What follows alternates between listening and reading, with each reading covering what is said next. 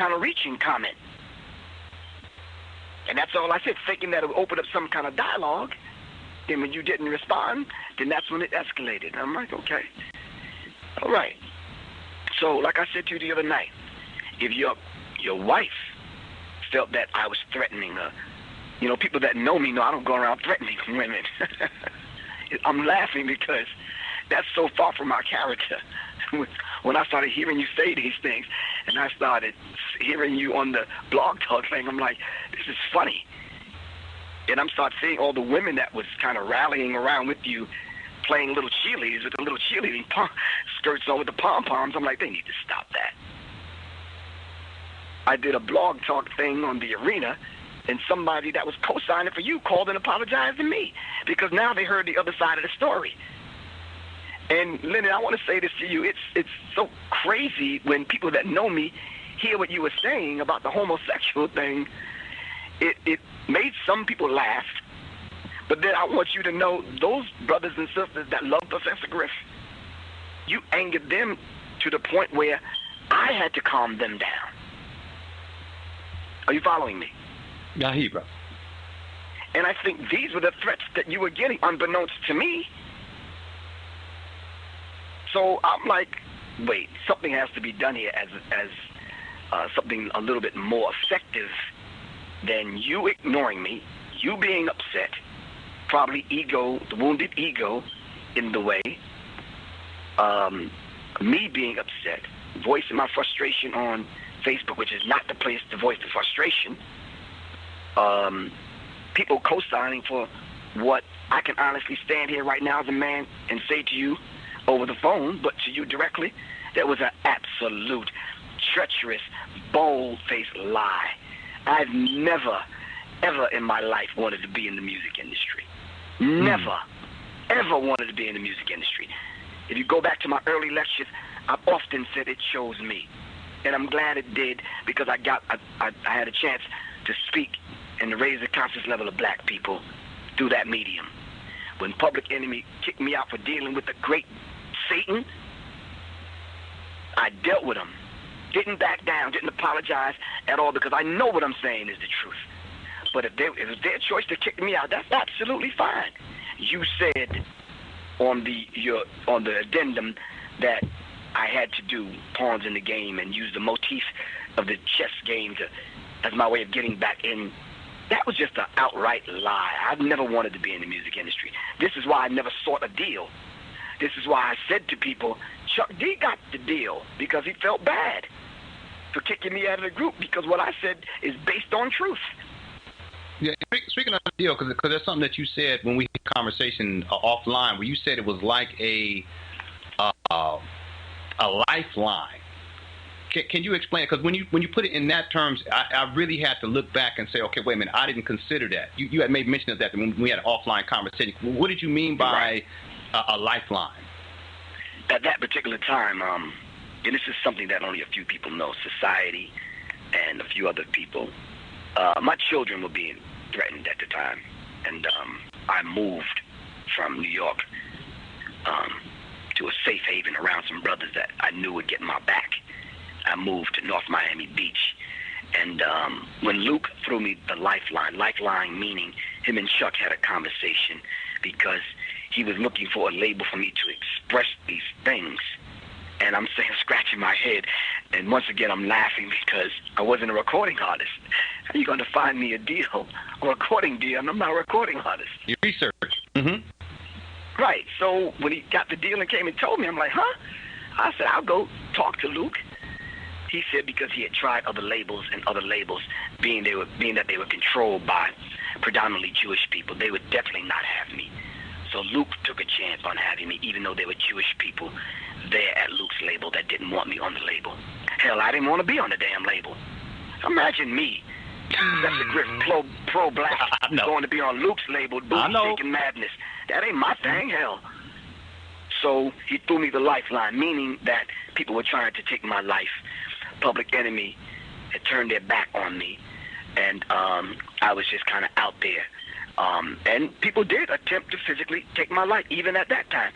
And you could go and do your research. There was a Jewish gentleman on the top of the building across from Def Jam with a high-powered rifle shooting into the record company, thinking that I was in there.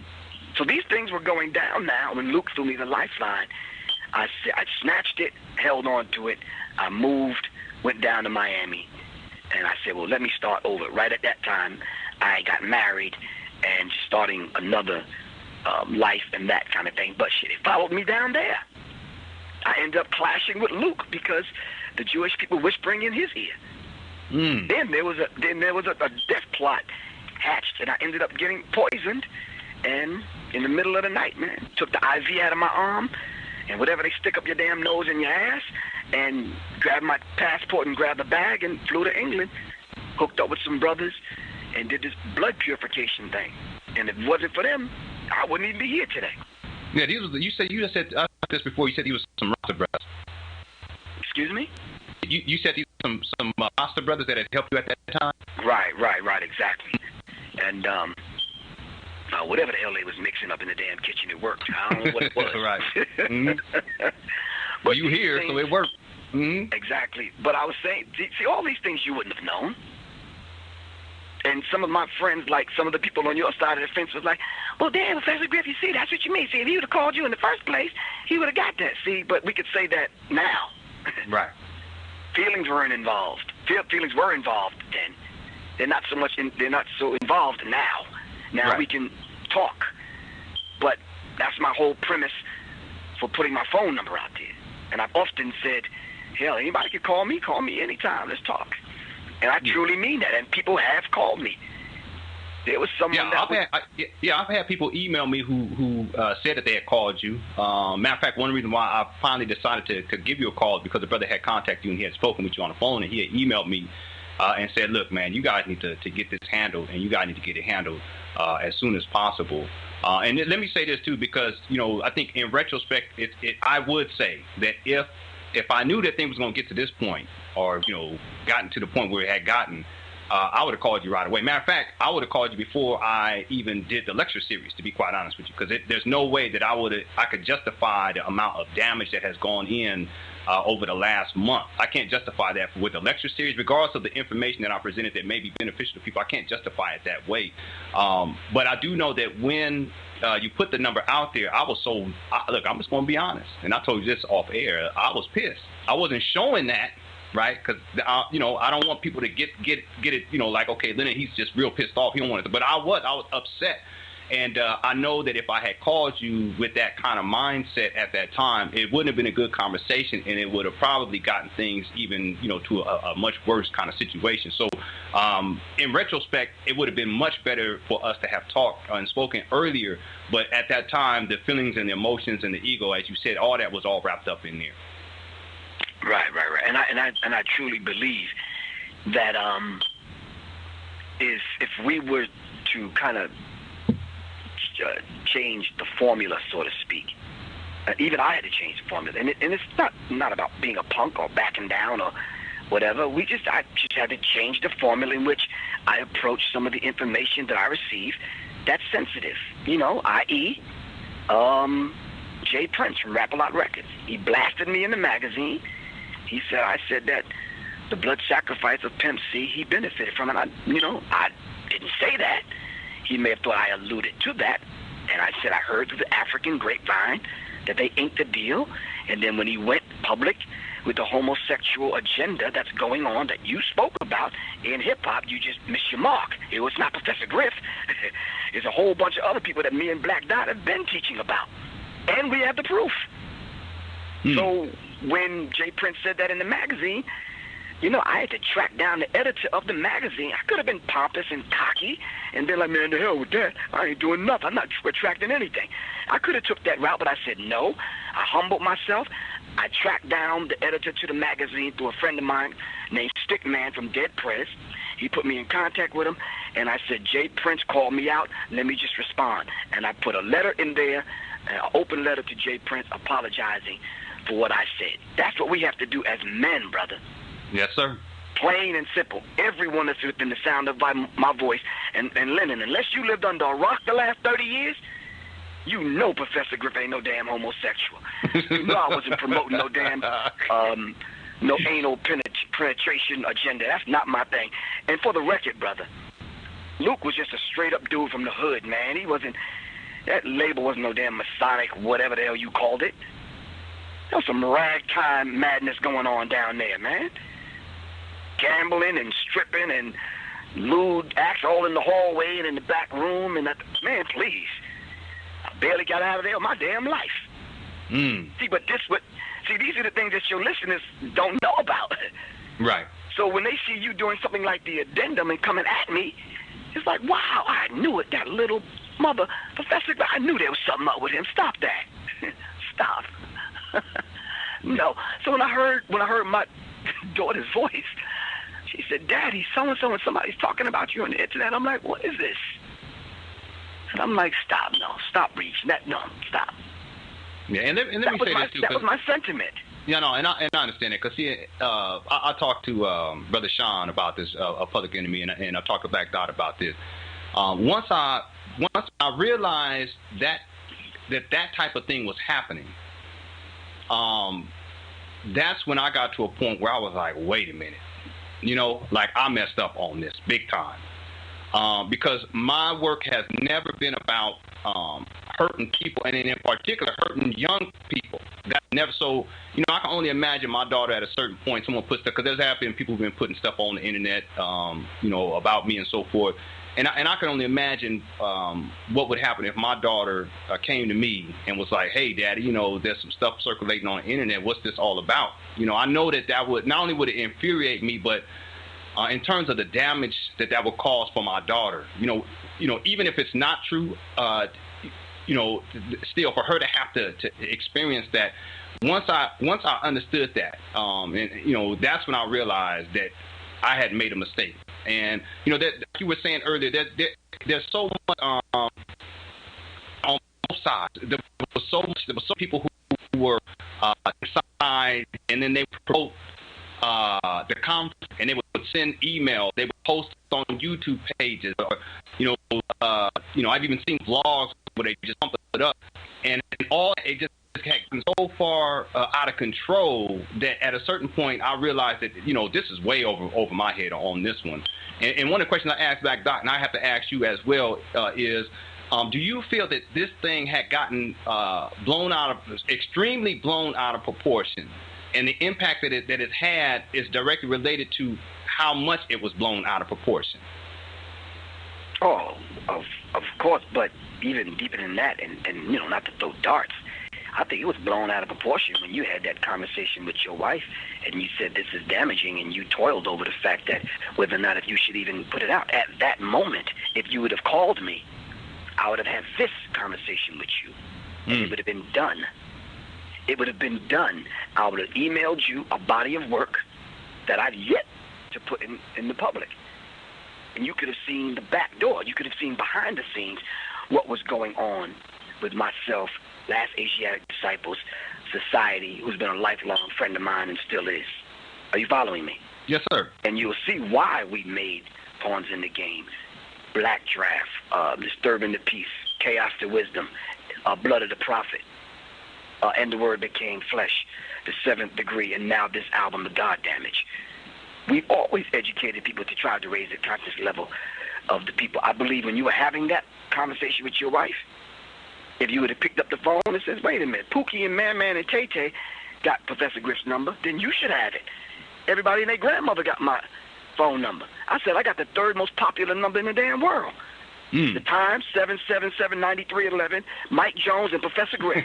Okay. Are you following me? So, come on. I'm like, no, you could have called me and asked me directly. I know the way this looks, Griff, but I want to hear it from you. You understand what I'm saying? So, me and society tried to track down, to prove to you that it wasn't what you were saying it was. We tried to track down the actual film and the footage of those photos that we took that day. And we weren't naked on the cover. We knew that, but we needed to dig up this stuff to prove it to you. It's just that a lot of that stuff was lost when my house was burned down. So there was no actual way I could prove these things, but yet to go on YouTube and explain the breakdown and the science behind the BLACKDRAFT cover and Pawns in the Game and what we were talking about in the song BLACKDRAFT. And then when I put that stuff out there, I noticed some of the people that was co-signing for you, they never even called me to say anything. I'm like, I put it out there and I got no response. I said, where are all of these people at? Yeah, and I know I did. Yeah, and I know that I didn't have your phone number, but even still, you know, if I could have gotten it, you know, it's just in my work, I've never gone through the process of, you know, having someone else basically co-sign on my work. But given that it was you, and given the fact that, you know, you have a long-standing record of producing, you know, lecture series, music and so forth, that has been positive, in retrospect, because this is the key here. In retrospect, it would have been a lot more appropriate for me to just give you that call. But during that time, it was not in my mind to do so. And again, as I spoke with Brother Sean earlier today, when we make mistakes, you know, we make them. And I know you made some, I made some, we've all made some. But I've learned an important lesson through this. And I know in retrospect that all of this, really all would have been avoided had I given it a call. But at the time, that was just not in my mind to do. And then also, I think it became even more difficult for me to communicate with you once, you know, we started going back and forth. And when you know, the email was sent to my wife, that was really what kind of put it over the top. And unfortunately, I was so upset at the time that I knew that, you know, to speak with you directly, it would not have been a good thing. But again, in retrospect, that would have been a much more proper course to take you all and kind of resolve things that way. No, and I truly understand that. But I think even with the people that are listening now, that are fostering their plan against Professor Griff, unbeknownst to you, and probably even Black Dot and Sean, there's a few people that are listening that I know personally, they can attest to this, that I've said in several lectures prior to even going through this with you, that I had a premonition that I would die at the hands of someone that looked just like me. Right after that, this thing happens with you. I'd already been shot at a couple of months before even this thing with you. So I'm saying to myself, okay, so I did the thing with Black Dot, John Patash, Philip Muhammad, Irritated Gene, some other people, and we talked about the COINTELPRO. We talked about how they would exacerbate the tensions between the different camps. You understand? Pretend me on your side, but snuggling up next to Griff. Are you following me? These people are listening to us right now, and they hate this conversation. That's right. And they don't want this kind of thing to happen. They'd rather me send some people to knock on your door. They'd rather you do an addendum to the a damn addendum. Speak on it. Are you following me? And then something physical happened to one of your babies, and then they come and arrest Griff, and they kill two birds with one stone. Do you understand what I'm saying? Yes, sir. But I want to say something to them bastards. Die in your damn rage. You will never get that out of Griff. I'm a warrior and a soldier. Never get that out of me. Plain and simple. I even said on the arena, on the blog talk thing, and I said that no, I respect his work. It's just that I needed to talk to him about this addendum thing and this hip-hop thing. That's all. And I told the soldiers in the street that I know they'd hang on Professor Griff's every word. Leave that man and his family alone. And I said that at every lecture I've done since then. Leave him alone. And I understand that they wild and crazy, trigger happy and everything else. So you understand what I'm saying? No, you know, we already had our kind. I understand. You know, I know. So, those are the brothers that, hell, I was doing my work trying to reach. Black Dot to tell you. There's some places that we could tell you we've been, man, that, please, man, you would not even believe. You would not even believe. I mean, this is luxury, man, sitting on Blog Talk talking, but hell, try going into some of them places that me and Black Dot have been, man, to teach our people. It's critical. It's really, really critical. So I'm saying all that to say this, that I'm man enough to step up to the plate and say, well, somebody asked me. They asked me the question, well, do you think you want to go on there and offer an open apology? I said, well, yeah, I did it on the arena. I said, I'm extending the olive branch. You understand? And I told you personally that if you and your wife took what I said as a threat, then I apologize for that. But can I teach you something, brother, since you're just a little bit younger than me? Come on that with wasn't a threat to you. That was an order to my soldiers that we might go to work. That's just the way. That's the language we have to use. They say, okay, and they got it. They got it. And then when I put the order out, Lenon Honor cannot speak nowhere. Not on the East Coast, West Coast. He definitely better not go to New York and Atlanta. Them brothers took me very serious. And I heard them locking and loading, and I said, wait a minute, this is getting out of hand. Let me put the phone and information out there to talk to a few people so I can tell them brothers to back off this, brother, until I have a chance to have a conversation with you. But hell, I didn't have your phone number. Well, let me stop lying. There's some people that did some very good intel, and I actually got your address, birth certificate, phone number, social security number, children's names, and the whole bit. That's not hard to get, being in the position that I'm in. So I'm saying, man, it ain't hard to get to no damn body. But I had to be a bigger man and sit back and say to myself, you know something? I need to stop right here, right now. This is getting out of control. Black Dot in my left ear, Philip Muhammad in my right ear, Siddiqui on the phone, Jason Orr, and about a handful of other brothers that really applauded your work. They just said you probably need to rethink this addendum thing because they know the man, Professor Griff. Let me tell you something. Did you know that I'm slated to speak to a group of lesbian women to try to figure out a way that we can curb some of the attacks, not only in hip-hop, but just with black people? Did you know that I already spoke? I already spoke at 2 or 3 hip-hop conferences to all women. Did you know I did the song Sister Sister, was served as a theme song for some programs? I was already on this work, so for me to turn around and push the homosexual agenda, that's counterproductive. But let me tell you what's happening now. We're having this conversation, and we have 25 minutes remaining. You know what's going on now that I'm online? People now are releasing information about what they think about Professor Griff and what they think about you. Right now, people are trying to set up debates with you and I and all of this kind of madness to make money off of what's going on. We cannot feed into that. Yes, sir. And we should not feed into that. I told one brother, man, go to hell. I'm not debating this man in no open forum like that for you to make money and laugh at the both of us while you stroll to the damn bank. You're out your damn mind. I'll tell you, I've had radio shows, not just blog talk, but FM radio shows, talking about, I want you to come and we'll take care of you, get you out here and everything. Once you come on the show live and talk about this addendum. Okay, but one of the things I think we have to make sure I would like for you to speak on it because you're coming with the wisdom and so forth. I think a lot of people are not quite aware of the fact that the notion of 2 men, in particular 2 black men, resolving this type of an issue and doing so respectfully. And this don't mean that Professor Griff and I agree on everything, so let's not get it twisted. But that we can come together despite the disagreements and we can work things out.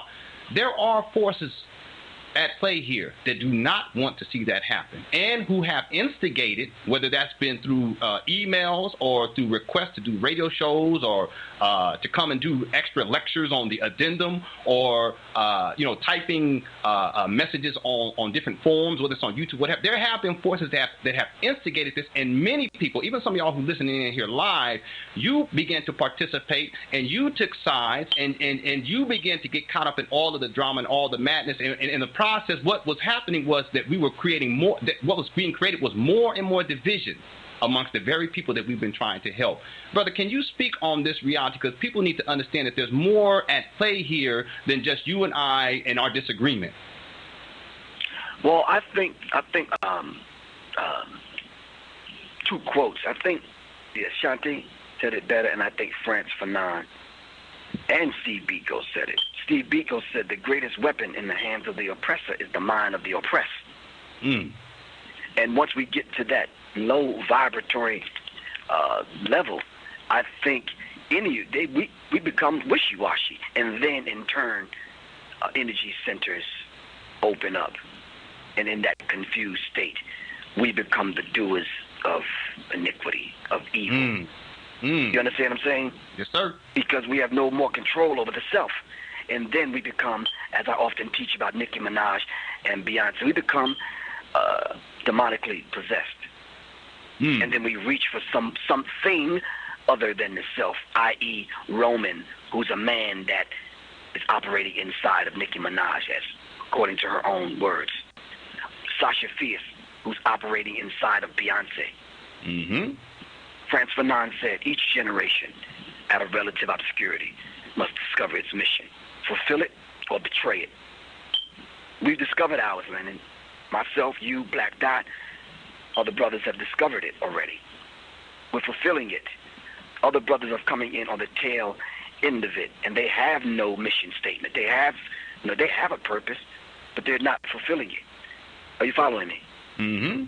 The Asante said, if you're going nowhere, any road will take you there. So this is a need for them, not necessarily a want. They need this beef, so to speak, going negative vibration, so they could choose a side. You know why? It satisfied the bloodlust that already existed in them. That's real talk. And this satisfies that bloodlust. But, hey, because we're having this conversation, I think their plan has been kind of dwarfed. And they never expected us to have this conversation, because they were sending their killers to your door, not by Professor Griff's orders. Do you understand what I'm saying?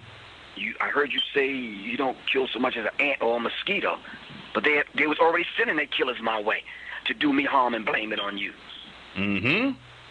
That's how they operate. That's how they always operated. And that's real talk. And that's how we have to understand this particular thing, and just kind of not be so quick to jump and say to myself, he needs to be destroyed, like some of these people that have taken your side, what they're saying about me right now as we speak, man. I read this today, that I'm a beast, I'm a monster, I'm an animal. This is what they're writing. And I laugh, because I pray like David in the Bible pray.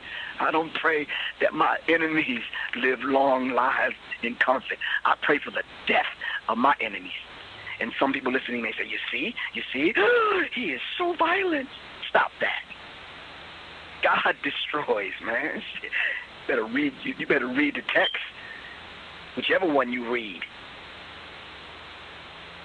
And one of the things too, just to kind of piggyback on that, is just so people can be aware that once we came to a resolution, and the resolution was had before this conversation, so they all understand. Don't think that like this resolution is happening right now. We're just trying to put it and present it to everyone, and have it recorded and documented as a precedence for the future.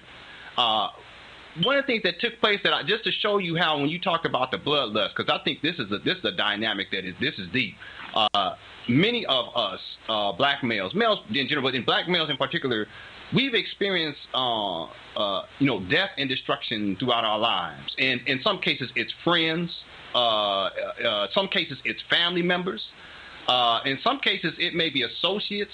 And the amount of negativity that we do endure throughout our lives is quite high, especially when we're young. We have these types of experiences and so forth, and there's a level of violence that we tend to experience that other folk don't necessarily have to experience. And it is my understanding that same type of dynamic has set a precedence in people's minds where they expect us to be that way, and they expect us to go in on each other. And then when we don't, what happens? Let me just share this with you all. Once you and I made the decision that we were going to do a radio show, and I made a statement, I apologize for the addendum, and obviously you already apologized to me here and offline. Once I put it out there that we're going to have this radio show, I started to get emails from people, okay, from your camp and from quote-unquote my camp. And their whole orientation was that somehow this needed to continue. You see what I'm saying? That somehow the only way for us to really resolve this is to continue to be at each other's throats. And this type of an orientation, I've had people email me say, look, I've been a long time supporter of your work, but now that you just backing down on this and you're just kind of calling this the peace, and what good is peace? I'm thinking to myself, if that's your orientation, you don't need to be following my work anyway, because I ain't never been about that, having brothers at each other's throats. And many folk that you done lost, I done lost, brothers listening to, we don't need that anymore. It's time for us to transcend that type of psychology. And the truth of the matter is that if you are one of those individuals who emailed me once I made the announcement that Professor Griff and I had come to a resolution, and you emailed me talking about we need to continue. Look, get the hell on, because we are setting a precedent here today, and I'm making it plain. That's I can't say it any plainer than that, but I just need to say something to your listeners, the ones that already threw me under the bus and crucified me. I was giving, at the age 14, 15, I was giving supreme wisdom by the minister at the mosque that I was attending under the leadership of the Most Honorable Elijah Muhammad. And this supreme wisdom is not, everyone is not privy to this. You are now, because when the FBI raided the mosque and tried to bring the nation down, the FBI confiscated all of the lessons. Inside of the lessons that I still have, some brothers managed to get them back to me after my house had burned down.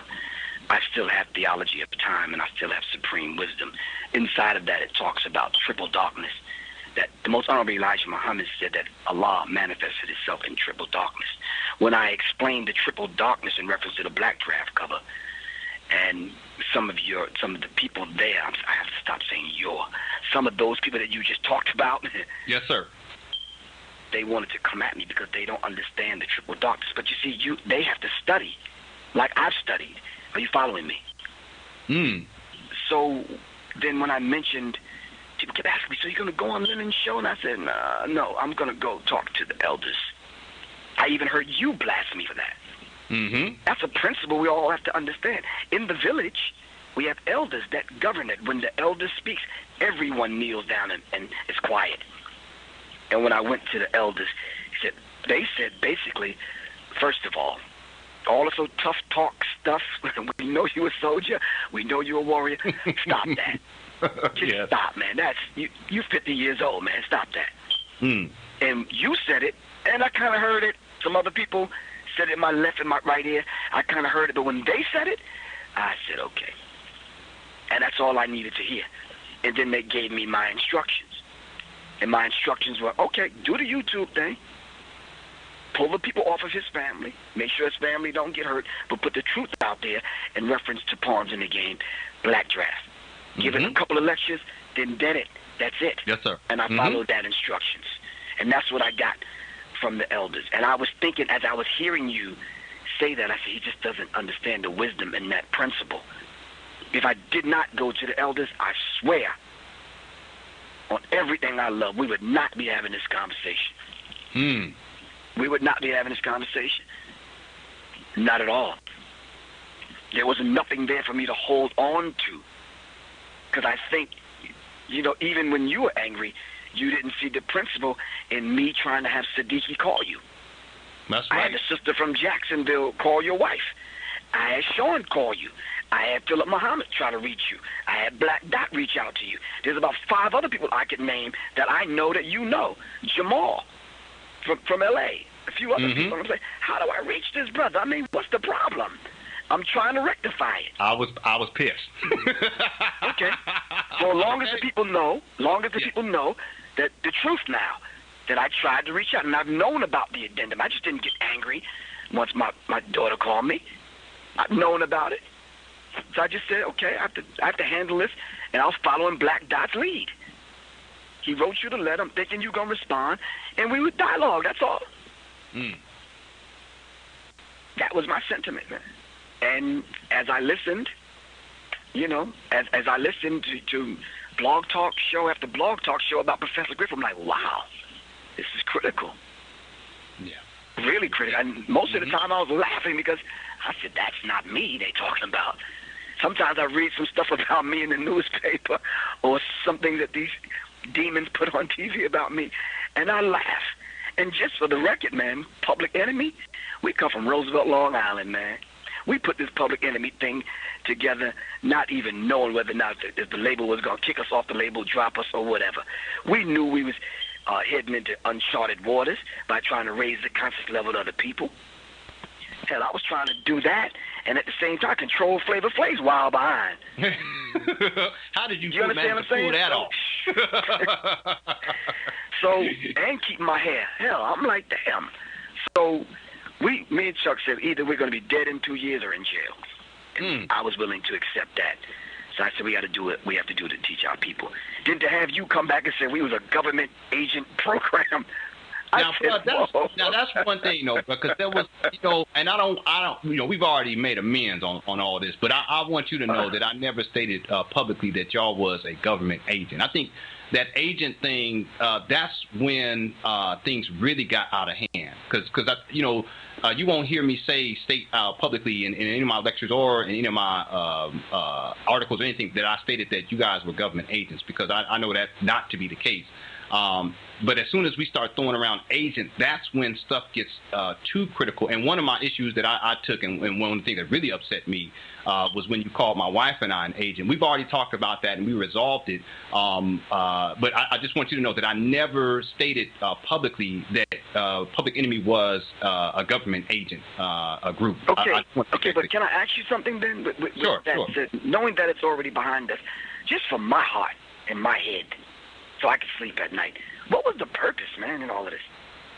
When you decided to do this, just for me. Oh, okay, now you're saying and a few thousand people that are listening. Okay, I know. Are you saying the purpose of the addendum or the? This addendum, yeah, the addendum. Yeah. For me, I was trying to illustrate how, even within the quote unquote conscious community.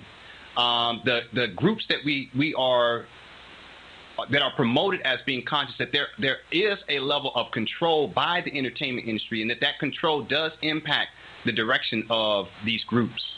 And so for me, the addendum was kind of like my way of showing how you, or at least my perception, that you were put in a position early on to where the controlling forces had